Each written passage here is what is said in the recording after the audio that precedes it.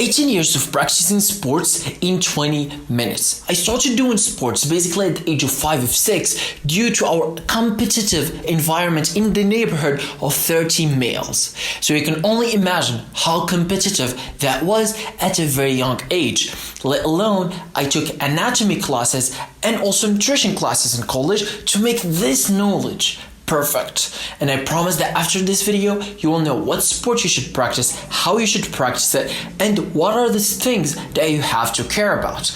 And more than that, I'm gonna tell it to you in a simple way, giving you the stories, the lessons, then I'm gonna give you the secret of mine. So it all started when I was young. I was in this competitive environment of 30 males. You can always think about it. Just think about how 30 males at a very young age would do. Exactly, it's very competitive.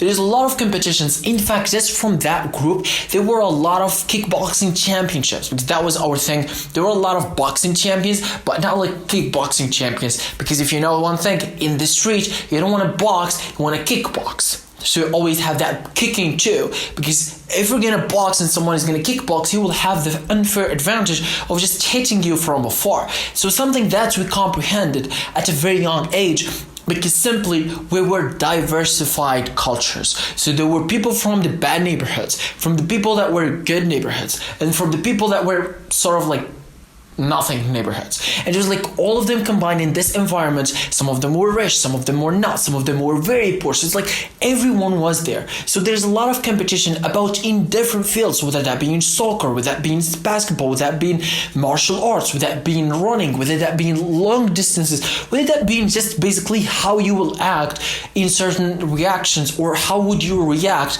in certain things. Again, I'm gonna give you an example. There's this one day I came from the store. I was getting this milk and 2 breads. I was coming back home. I just looked and I found 30 people. Okay, 30 people. I know most of them. They're from my neighborhood, next neighborhood, etc. So they were, this guy wants to fight you. And they were older than me. I was like, you know what? I'm gonna fight. You talk to me, and I just literally just screwed him up a few months later because he touched something in our house. So it's like, I'm gonna teach you a lesson again. My pleasure. So once with my bread, my milk, and we started fighting. The guy looked like he knew what was he doing, and I hit him with a right hook, and the guy just and he hits me with a jab. And I understood at that point that, dude, I'm screwed. So the way that I did it was very smart. And I said, you know what, let's stop. And I just went home and I got my groceries to the house. Because I understood that I cannot compete with someone who apparently is more talented than me. And it was not about talent, it was more about exercise. He had an unfair advantage of actually training kickboxing.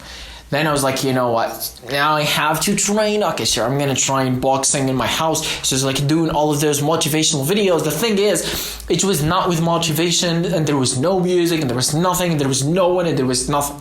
It was just me. And actually in those times, I was filming videos. It just that I was not uploading on YouTube because I didn't know what is YouTube at the time. So I had these mattresses, and I was chew, and just basically watching YouTube and learning from it, which means that I have this culture since very young. I've been doing this, literally this video, I was doing it at the age of 7, 8, 9. I was literally teaching people how to fight. The thing is, it was only for me. Whether filming with my Nokia, whether filming with my iPad, until the age of 14 when I realized that, well, now I'm going to become a professional YouTuber. That's when I decided. But the thing is, now we're talking about sports. So we did all types of sports that you can think about it. Whether in the neighborhood, we did all sorts of stuff. I'm not going to speak about that. I'm going to talk about professional things. It's like you have to train, go to the gym, or go to a special place when you have to train them. So I trained parkour for a long time, whether that being everything they think about parkour, probably did that. And I was more on the free run parkour. So I was like, there's a stadium. I'm just going to run on a wall that is 20 centimeters, probably less. And I don't know, it's like 10 centimeters and something. And I'm going to run my fastest. And this, even one day I was running, and this all will make sense in a second. I was running on this wall and it was like 10 centimeters, okay? So this is big. If there is one thing that literally made my life into risk in 18 years of doing sports, it's this moment. I was running on a wall that is 10 centimeters long or thick, and it was running, but there is a tree. So what I said, I'm gonna run, I'm gonna literally just flinch there and continue my running.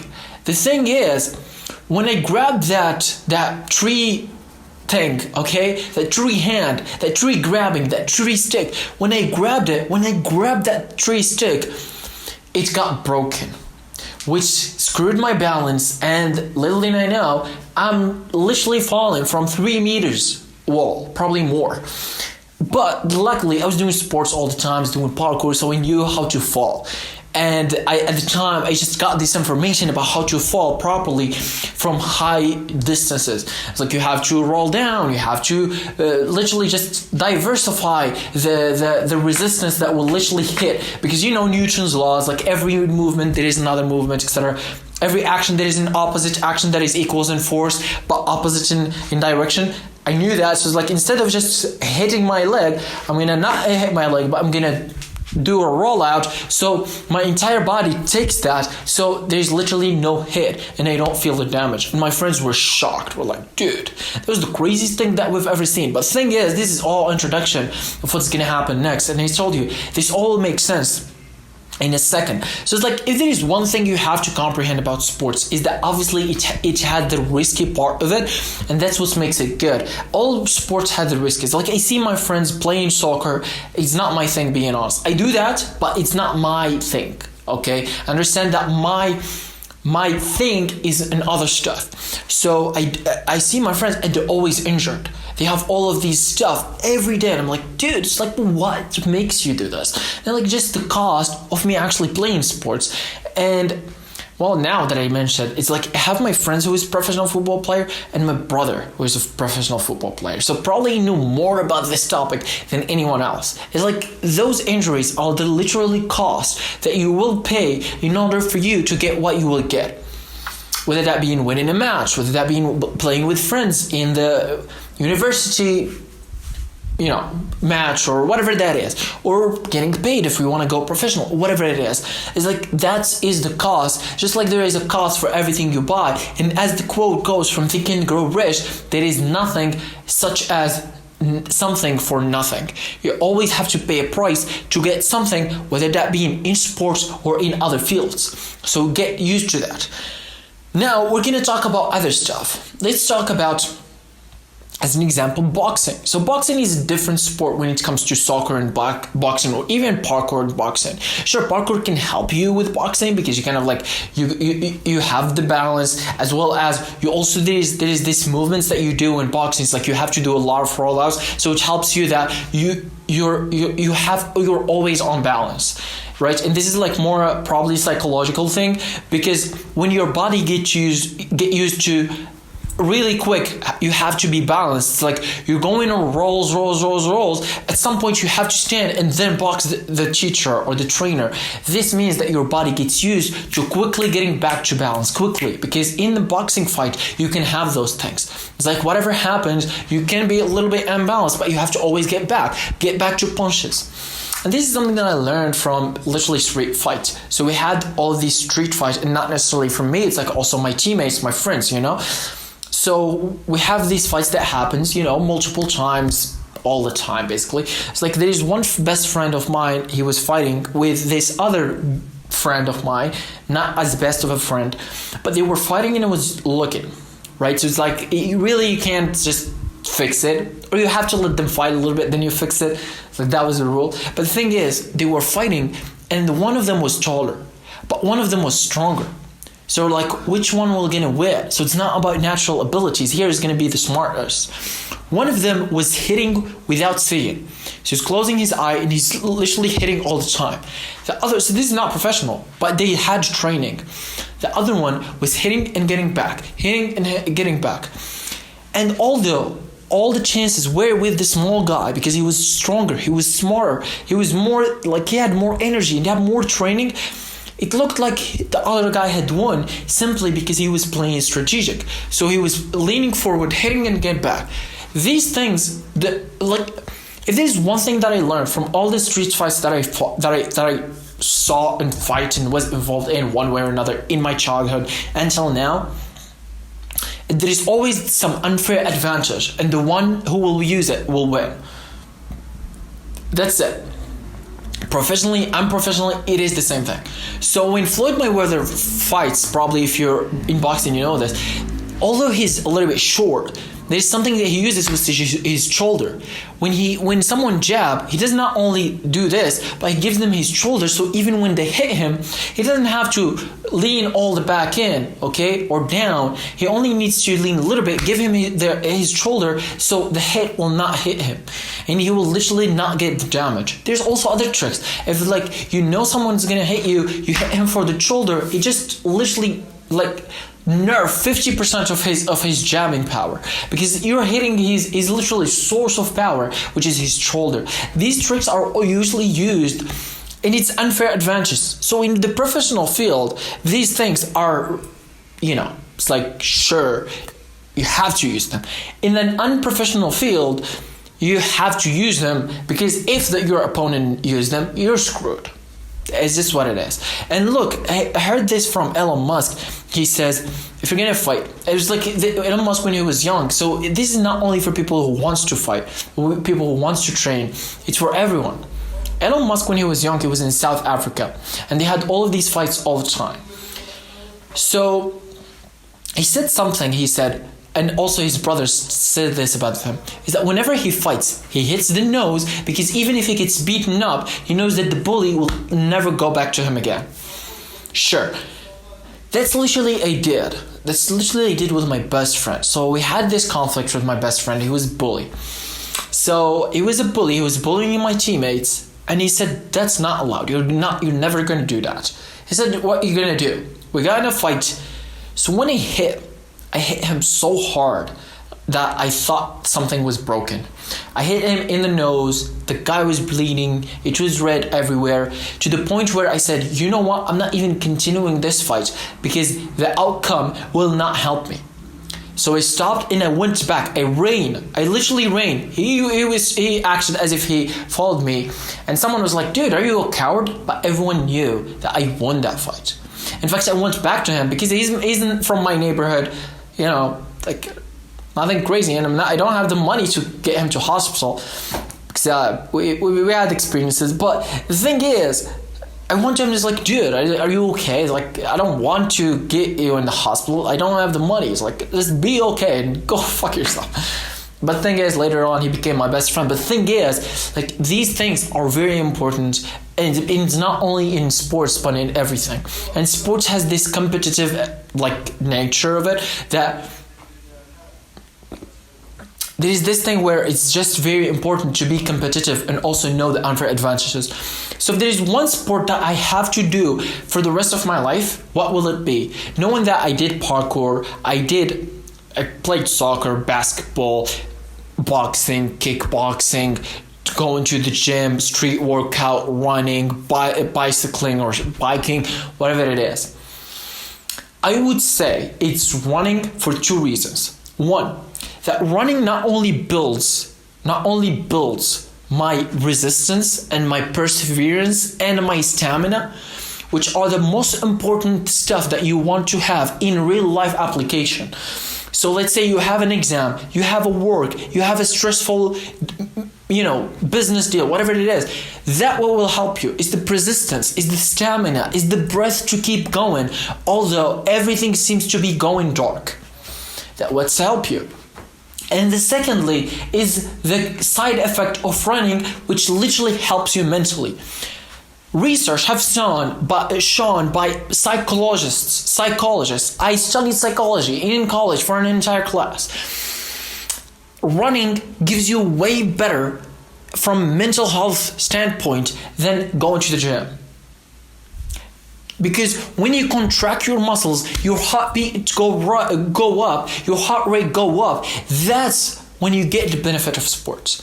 So it's not really about, gaining all the muscles, doing it. That's good, obviously. But the thing is, if you want better mental health application, it will be better for running, not only because it's running, but it's because your heartbeat goes up. So that the same thing goes for cycling, swimming, whatever it is. So if your heartbeat goes up, that's good. But if your heart rate, let's say in the gym, it's not going up. It's like you're standing and you're like hitting the dumbbells. That usually does not upper your heart rate, and that's why a lot of people go to the gym, but they think that it will just dramatically change their life and mental state. It doesn't happen all the time.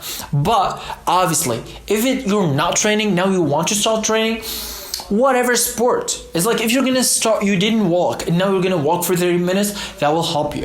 If you're gonna do gym, if you're gonna do tennis, if you're gonna do swimming, whatever works for you, and also for the financial situation as well. Some people find gyms expensive, some people find swimming expensive, some people find tennis expensive, some people find golf expensive. It doesn't matter, it's like depending on you. The most important really is just do something that makes your heart rate go up optimally. If not, just do anything else. Any sport would work.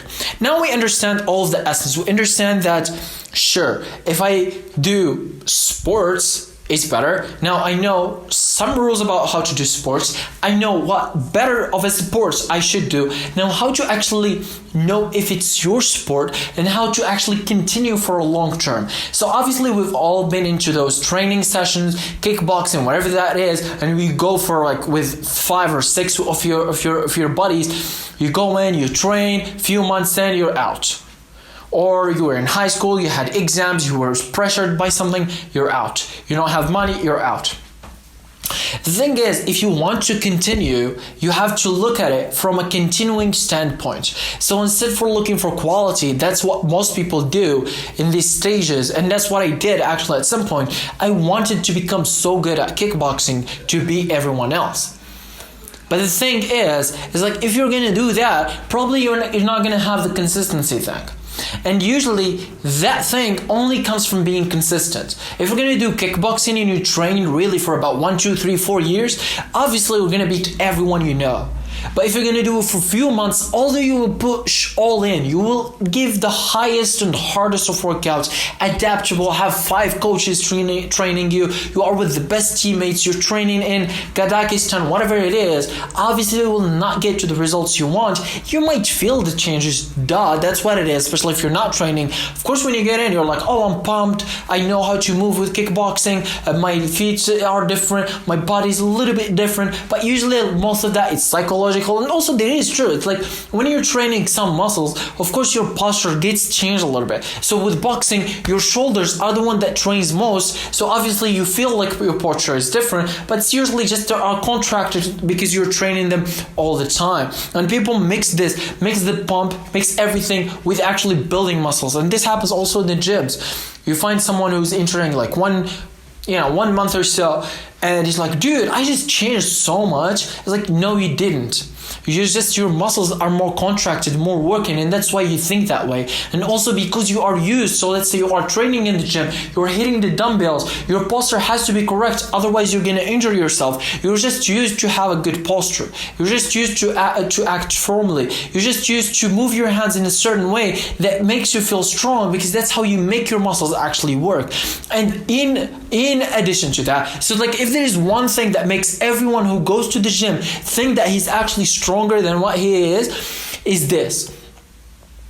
When you go to the gym, it's not only you will get the pump and your muscles works instantly, so that means that obviously they will look better for the first few days. Not only that, but you will get used to the postures. When you're training, hitting the dumbbells, you have a correct posture of your body to not get injured. That means literally you're gonna be more likely to do that on a daily basis, to correct your posture, to talk and act firmly. When you move yourself in a ways that you move in the gym. That means your muscles obviously gonna feel like they're working, and because they're only repairing and resetting and everything, they're recovering, you feel your muscles actually working. And that's why you're like, dude, I'm really using my muscle here simply because they're recovering. So when you use them, you know that you are using those muscles. And this is like the perceived, it's like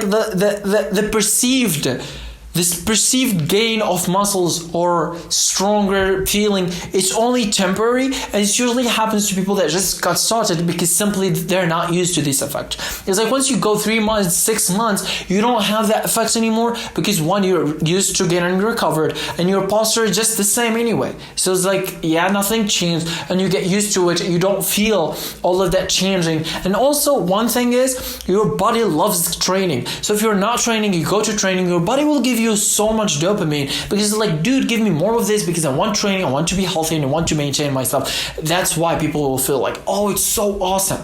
And I've talked with so many people about the sports they're using. So I have my friends, they're gym bros, and I ask them, it's like, what's the thing? It's like, what's the one thing that actually made you a gym bro? It's like, why do you go to the gym all the time? And he's like, it's mental. I've never seen someone who told, I just want to get big, except obviously in the group that I told you about 30 men we were when we were young. Some of us actually, they wanted to become gym coaches, gym trainers, bodybuilders, professional bodybuilders, etc. It's like CBUM, but it was my next door, literally. So these things, we were literally familiarized with it. It's like familiar. It's like common. It was common when we were young. So now we kind of like just we wrap our head around it. We understand what that works, and pretty much it's the same thing for every one of the 30 people, as much as I know. And not only that, is like now you have the ability to do the same thing. Start any sport, actually continue, and know if that sport is literally your sport or it's just something that you're just doing for now, just because you want to do something, or just watch a reel. And most importantly, how you actually continue and not only do it for 1-2 months and you feel like you've changed and you're just so strong and people are looking at you differently because they're not. But the thing is, it's all about consistency.